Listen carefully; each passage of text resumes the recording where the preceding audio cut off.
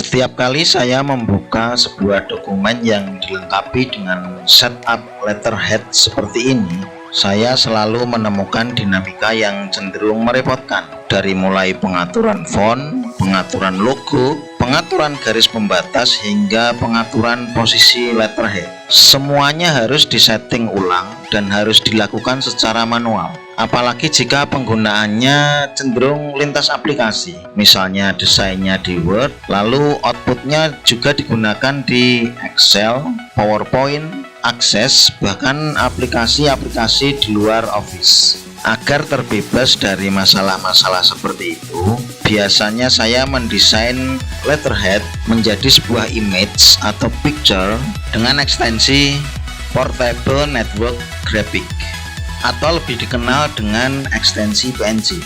Bagaimanakah langkah-langkah mendesainnya akan saya jelaskan dalam video ini.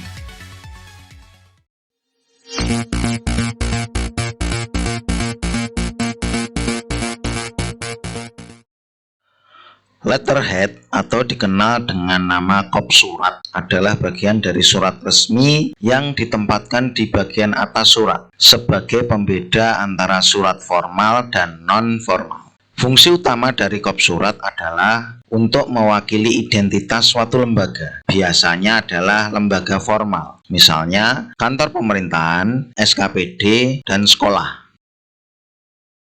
Letterhead menjadi fitur yang penting karena bisa memberi first impression yang baik di mata klien atau publik. Penggunaannya tidak hanya sebatas kop surat, tapi juga tercetak di form isian, amplop, invoice, buletin, lembar kerja siswa, lembar soal, name tag, bahkan dokumen-dokumen seperti kuesioner, angket, perangkat pembelajaran, dan laporan kegiatan. Impresi yang baik akan berpengaruh kepada reputasi dan kredibilitas suatu lembaga, apalagi lembaga formal.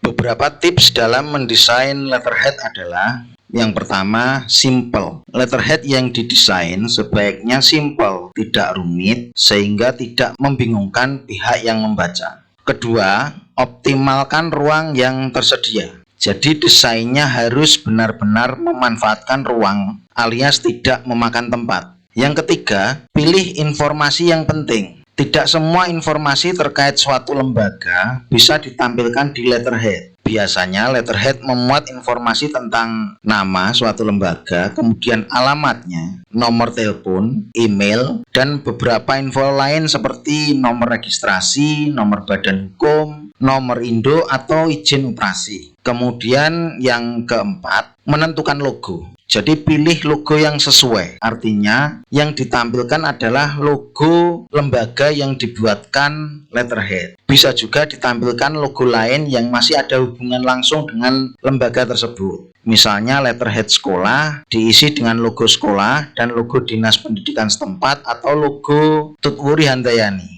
Kemudian yang kelima adalah fokus pada tipografi. Tipografi adalah teknik dalam melakukan penyusunan huruf dan teks di dalam suatu desain visual supaya dapat terbaca dan menarik untuk dilihat. Baik, kita masuk ke proses desain letterhead dari sebuah institusi pendidikan di wilayah Kabupaten Ngawi bagian timur, yaitu SMP Negeri 2 Bringin Ngawi. Sebelumnya saya buat disclaimer dulu bahwa saya tidak ada hubungan sama sekali dengan institusi ini dan tidak sedang di-endorse oleh institusi ini. Jadi pemilihan subjek sekolah ini semata-mata berdasarkan file yang saya peroleh dalam bentuk Microsoft Word, yaitu file ini. Saya juga sudah meminta izin untuk menggunakannya sebagai dasar pembuatan letterhead versi konten ini. Bahwa jika ada informasi yang tidak sesuai dengan fakta di lapangan, maka hal itu semata-mata dibuat secara imajiner demi mendukung proses kelancaran pembuatan konten. Oke, langkah pertama dalam proses desain letterhead ini adalah menyiapkan bahan-bahannya, yaitu logo Kabupaten Ngawi, kemudian logo sekolah, lalu ada 5 buah tag box yang berisi informasi terkait sekolah. Yaitu tag box pertama berisi frase pemerintah Kabupaten Ngawi, Dinas Pendidikan dan Kebudayaan dalam format 2 baris. Kemudian textbox kedua berisi frase SMP Negeri 2 Beringin. Textbox ketiga berisi frase alamat, yaitu alamat SMP Negeri 2 Beringin. Textbox keempat berisi alamat email, alamat YouTube, dan alamat Instagram yang dilengkapi dengan logo Gmail, logo YouTube, dan logo Instagram. Kemudian bila ada yang menanyakan kenapa tidak ada nomor telepon, karena pada desain ini saya menggunakan asumsi bahwa ketiga alamat email, YouTube, dan Instagram inilah yang paling sering digunakan oleh sekolah untuk menjalin komunikasi. Kemudian textbox kelima berisi nomor registrasi sekolah yang terdiri dari NPSN atau nomor pokok sekolah nasional, kemudian NIS, nomor induk sekolah, dan NSS, nomor statistik sekolah. Untuk setup font dan paragraf di masing-masing textbox ini bisa disimak pada tayangan berikut.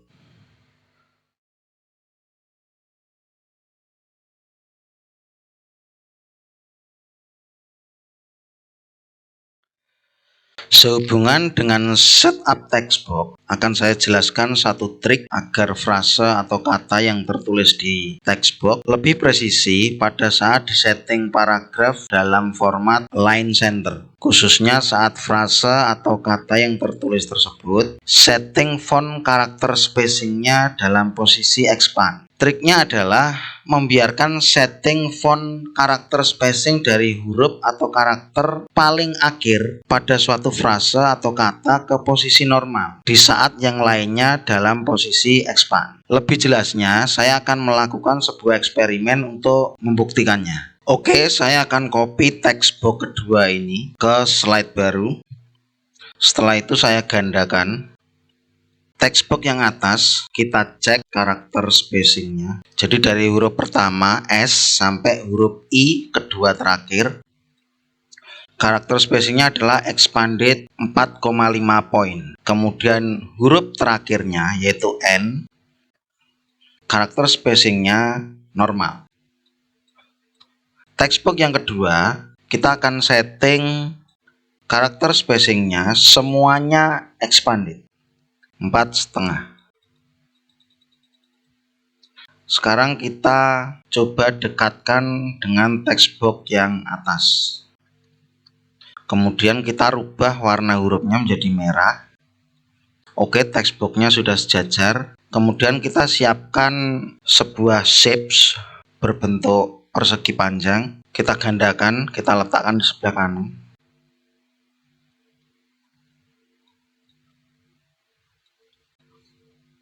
Sekarang kita bisa melihat textbox yang atas posisinya lebih ke tengah, sementara textbox yang bawah kelihatan posisi frasenya lebih condong ke kiri. Textbox yang atas posisinya lebih presisi di tengah pada saat huruf paling akhir disetting normal, sementara huruf lainnya kecuali huruf terakhir disetting karakter spacingnya expand, sementara textbox yang bawah frasenya expand semua. Tips berikutnya tertuju pada textbox keempat, di mana textbox keempat ini setting paragrafnya align right atau rata kanan. Hal ini dilakukan untuk mengakomodasi logo Gmail yang posisinya berada paling kiri, di saat logo YouTube dan logo Instagram posisinya berada di antara ketiga frase yang berada pada satu baris. Langkah kedua adalah menyusun dan menggabungkan kelima textbox ini menjadi satu textbox.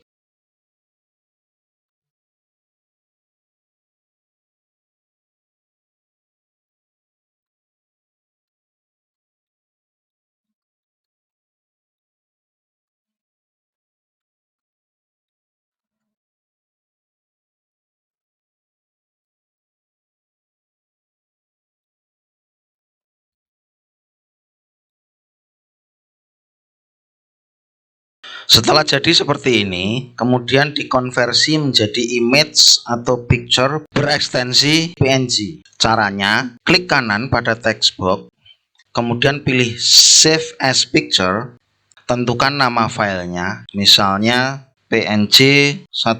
Kemudian pastikan ekstensinya adalah PNG Portable Network Graphic. Jika sudah, tekan save.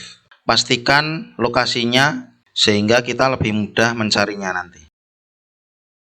Tips penting pada langkah kedua ini adalah jangan menyimpan hasil gabungan textbox seperti ini dengan cara save as dalam tab file seperti ini. Meskipun ekstensinya juga ada pilihan PNG. Untuk lebih jelasnya, saya akan melakukan sebuah eksperimen lagi. Saya akan lakukan penyimpanan lagi dengan cara masuk ke tab file, save as, kemudian saya beri nama PNG 2, kemudian ekstensinya saya ganti dengan PNG. Saya save. Oke, setelah itu saya edit. Kemudian saya crop tag box-nya tadi saja. Oke, saya save. Kita cek sekali lagi. Ini adalah file PNG 1. Kemudian ini adalah file PNG 2 hasil dari save dengan cara kedua tadi. Dari sini sudah kelihatan, yang pertama itu kelihatan transparan, yang kedua ada background putih. Meskipun keduanya sama-sama berekstensi PNG. Sekarang saya akan coba masukkan dua gambar tadi ke sebuah slide di PowerPoint.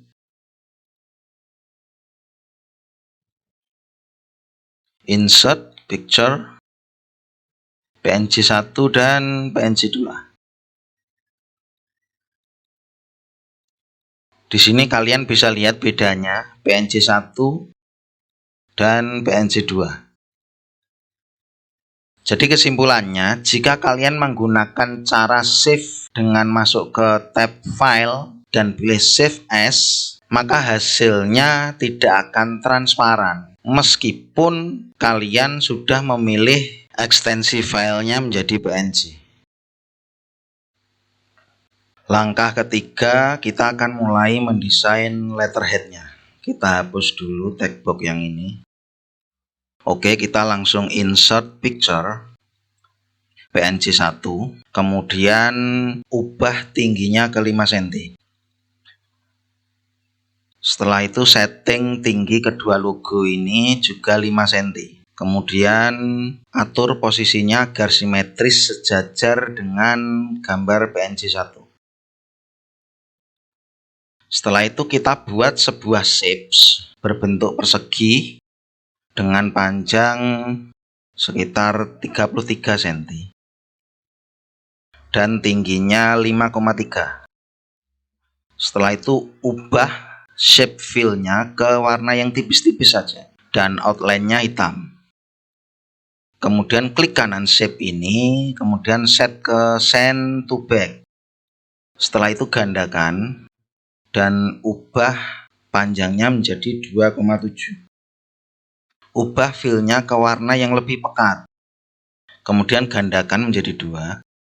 Jadi kita punya 3 shapes yang fungsinya adalah membantu proses desain letterhead agar lebih presisi. Atur posisi shapes yang panjang ini hingga center to body dengan gambar PNG 1. Atur kedua shapes yang pendek hingga berada di antara logo dengan gambar PNG 1.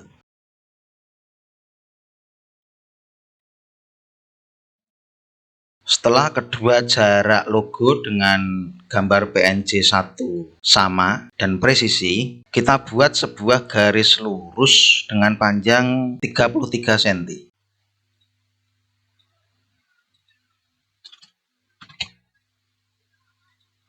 Kita masuk ke format shape, ubah warnanya ke hitam, kemudian ketebalan garisnya ke 6,5. atau setidaknya di atas 6 agar tidak terlalu tipis. Kemudian ubah jenis garisnya ke model tebal tipis. Atur posisi garis ini agar tidak terlalu jauh dengan PNG 1 dan kedua logo, tapi juga tidak terlalu dekat. Setelah semua penempatannya ini dirasa pas, kita hapus ketiga shapes-nya. Kemudian gabungkan keempat objek ini. Kita group dan terakhir kita klik kanan hasil grouping ini. Kemudian pilih Save as Picture. Beri nama letterhead bring in. Dan ini adalah hasil akhir dari letterhead yang sudah kita desain. Terlihat rapi, presisi, dan yang paling penting transparan. Letterhead ini juga sudah memenuhi 5 aspek tentang cara mendesain letterhead yang sudah saya sampaikan di muka, yaitu pertama simple, kedua memanfaatkan ruang yang tersedia, ketiga informasi-informasi penting ditampilkan, kemudian keempat logonya pun sudah sesuai, dan yang kelima sudah memenuhi unsur-unsur tipografi. Terlihat hurufnya sederhana dan penempatannya pun sangat simetris, sangat rapi. Langkah terakhir adalah menyisipkan letterhead yang sudah jadi ke beberapa dokumen. Dokumen pertama adalah tempat di mana letterhead kita temukan, yaitu file ini. Kita masuk ke header, kemudian kita setting different first page, kita centang. Kita masuk ke paragraf, tabs, kita clear tabnya. Setelah itu kita baru insert picture-nya. Kita insert letterhead-nya.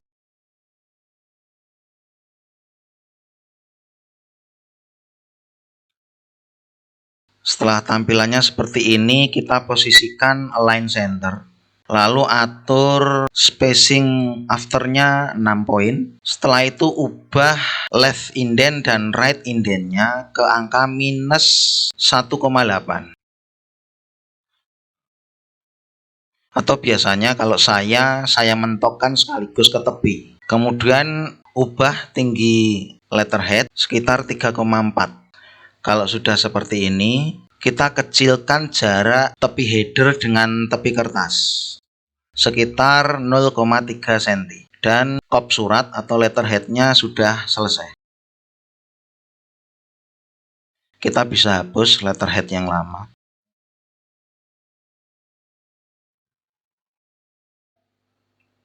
Selanjutnya kita akan mengaplikasikan letterhead menjadi semacam logo identitas di suatu dokumen yang diletakkan di bagian header. Kita langsung masukkan letterheadnya.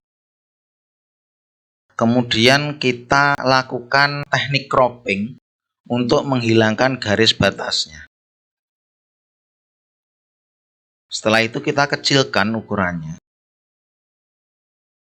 Dan kita bisa mengeditnya sesuai selera atau sesuai petunjuk. Misalnya berdampingan dengan logo Tutwuri Handayani, atau warnanya dibikin hitam putih, atau penempatannya di bawah, di footer, bukan di header. Terakhir saya akan menyisipkan letterhead ini ke sebuah cover. Prosesnya sama, kita insert letterheadnya. Kemudian kita hapus garis bawahnya lewat teknik cropping. Kemudian ubah layout optionnya di sini atau lewat sini bisa ke pilihan in front of text. Jika sudah, kita bisa tempatkan letterhead ini sesuai keinginan kita. Misalnya di pojok kanan atas cover, sambil ditentukan ukurannya agar tidak terlalu makan tempat atau malah terlalu kecil. Hasilnya nampak seperti ini.